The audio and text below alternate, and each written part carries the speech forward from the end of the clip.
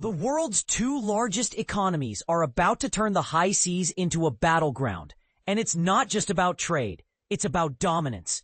The US and China are now slapping tit-for-tat port fees on each other's ships, threatening to disrupt the flow of everything from holiday toys to crude oil.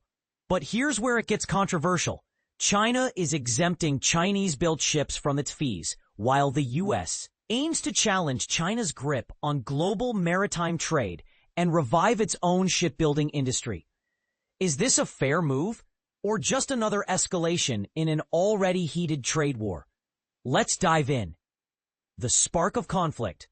Starting October 14th, 2025, both nations will begin collecting additional port fees on ocean shipping firms, marking a new chapter in their ongoing trade dispute. China has already clarified that its fees will target US-owned, operated, built, or flagged vessels. But with a twist. Chinese-built ships get a free pass. Meanwhile, the US is set to impose its own fees on China-linked ships, with analysts predicting that China's COSCO, a major container carrier, could bear nearly half of the estimated $3.2 billion cost in 2026. This back and forth has experts warning of a spiral of maritime taxation that could distort global freight flows. The bigger picture, this isn't just about port fees. Earlier in the year, the Trump administration announced plans to levy these fees as part of a broader strategy to counter China's dominance in the global maritime, logistics, and shipbuilding sectors. An investigation during the Biden administration concluded that China's policies give it an unfair advantage, paving the way for these penalties. But China isn't taking this lying down.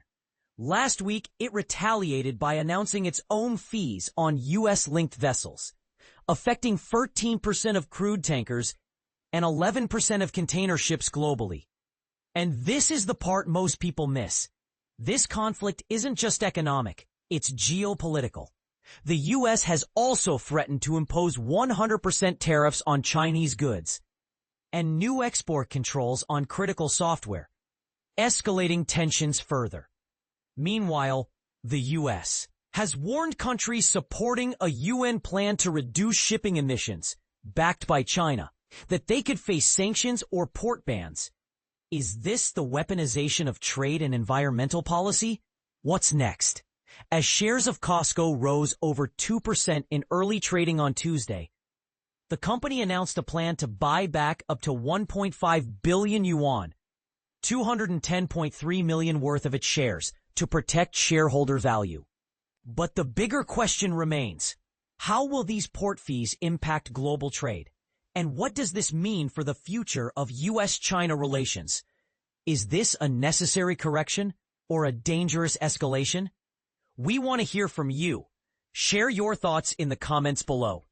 The high seas are no longer just a trade route. They're a battlefield, and the world is watching.